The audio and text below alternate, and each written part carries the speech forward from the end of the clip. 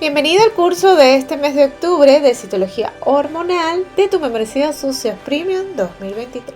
Para entrar en contexto en la citología hormonal, recordemos que el epitelio plano estratificado no queratinizado está provisto de receptores hormonales que controlan la maduración y la diferenciación celular. En la citología hormonal vamos a hacer un estudio de la maduración epitelial donde el reporte nos da la información sobre los taxones de estrógenos y otras hormonas esteroides. En esta imagen tenemos una citología vaginal de la niñez y la adolescencia durante los primeros días de vida. Vemos que es un extendido trófico. Se refleja entonces actividad hormonal de la madre. Vemos células superficiales, intermedias y células naviculares. En el periodo prepubertario, esta es una imagen del día 14 de vida, de un extendido ya atrófico. Ya en el 15º día de posparto vamos a encontrar el frotis, que ya tiende a tener un aspecto de tipo atrófico. En el periodo de la pubertad, en el caso de adolescentes de 10-12 años, se puede observar entonces maduración gradual del epitelio y la aparición de los ciclos menstruales regulares. En lo frotocitológico vamos a encontrar células superficiales e intermedias.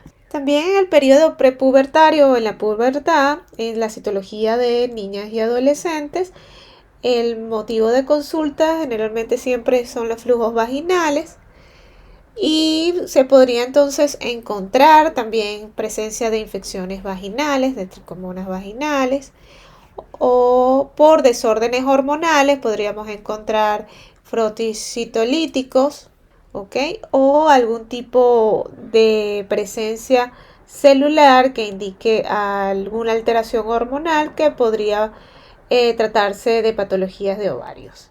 En esta imagen tenemos entonces el esquema del epitelio plano estratificado, las células superficiales, intermedias, parabasales y basales y la lámina basal, como pueden observar. Ahora bien, entonces en la pubertad, en la citología, pues vamos a encontrar células superficiales cianófilas o eosinófilas. Vamos a encontrar células intermedias y ocasionalmente pues células profundas ya cuando son más jóvenes. El ciclo menstrual es un mecanismo regulado por la hipófisis a través del ovario, que culmina con la expulsión del óvulo. Ya ocurrida la ovulación, la progesterona induce una fase secretora caracterizada por un endometrio rico en glucógeno, listo para recibir una nueva nidificación. Si esto no ocurre, pues la mucosa endometrial se expulsa durante la menstruación y el ciclo menstrual comienza nuevamente. Entonces aquí en esta imagen, diagrama de la representación entonces de la mucosa vaginal durante el ciclo menstrual. Tenemos en la fase A, la fase menstrual, vemos las células con un fondo hemático, células intermedias y algunos leucocitos. Luego en la fase estrogénica vamos a encontrar entonces ya superficiales e intermedias y ocasionales leucocitos. Luego en la fase posovulatoria ya vemos presencia de células intermedias y algunas parabasales o más profundas. Y luego en la fase lútea gestacional sí vamos a encontrar algunos leucocitos y células intermedias. Eso lo veremos más adelante. Veamos entonces cada una de estas fases. La fase menstrual sería la fase del día 1 al 5º día. Vamos a encontrar frotis ricos en hematíes y leucocitos, histiocitos presentes y moco. También podemos encontrar pocos bacilos de Doederlein, grande descamación de células de tipo intermedia y también un número mayor de células endocervicales o endometriales y un aspecto sucio.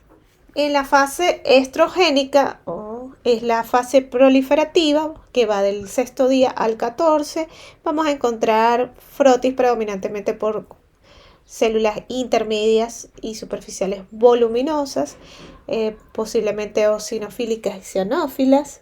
No vamos a encontrar histocitos o raramente y leucocitos escasos. Los hematíes van a desaparecer y las células endometriales podrían coexistir o persistir hasta el día 12, y también vamos a encontrar células endocervicales cilíndricas.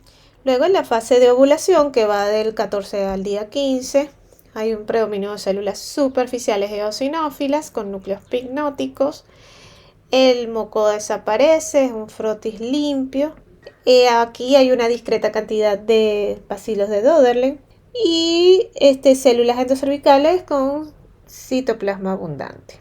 Posteriormente, ya en el día 16, en la mitad del ciclo, del 16 al 28, ya sería la fase lútea o progestacional.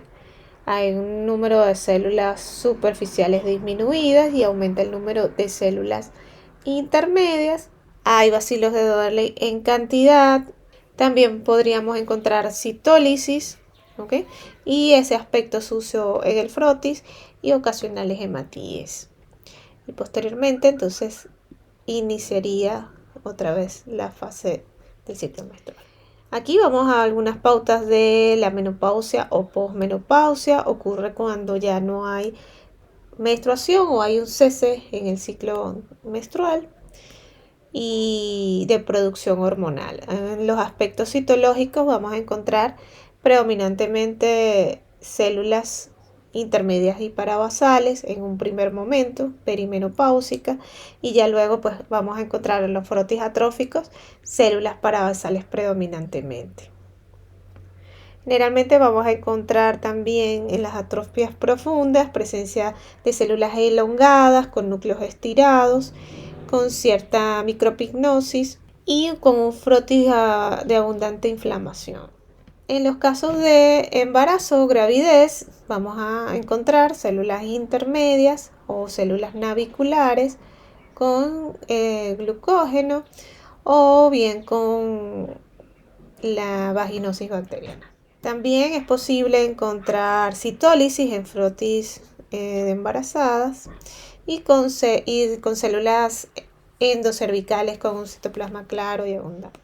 En la época de posparto, pues vamos a encontrar frotis con predominio de células profundas, parabasales y basales, con ocasionales células intermedias, constituido por abundantes polimorfonucleares, un extendido fondo sucio y ocasionales histocitos. En los efectos hormonales también, vamos a encontrar cambios citológicos en la maduración del epitelio. Podríamos encontrar núcleos pignóticos, o células eosinofílicas. En el caso de la clasificación de los frotis citológicos en los pacientes menopáusicos, vamos a encontrar células profundas, parabasales en un inicio, entremezcladas con intermedias, y el porcentaje de células superficiales es menos del 1%, siendo pues las células profundas menos de un 35%, y el restante células intermedias podríamos considerar que es levemente atrófico o moderada atrofia. Y ya cuando el frotis está acentuado, es decir, un frotis atrófico acentuado, vamos a encontrar predominantemente células profundas en un porcentaje mayor a 70. Entonces vamos a encontrar, en cuanto a la clasificación de células superficiales, frotis hipertróficos, donde hay un porcentaje superior a 70%. Hay también frotis hipotróficos, donde las células superficiales representan de un 35 a un 10%. Veamos entonces la clasificación de los diferentes tipos celulares en citología hormonal. Vamos a encontrar células superficiales e intermedias. Vamos a encontrar células naviculares. Vamos a encontrar células parabasales y células basales. Células endocervicales en distintas formas, empalizada, en panal de abeja. Células metaplásicas. También es posible encontrar hematíes, leucocitos e histocitos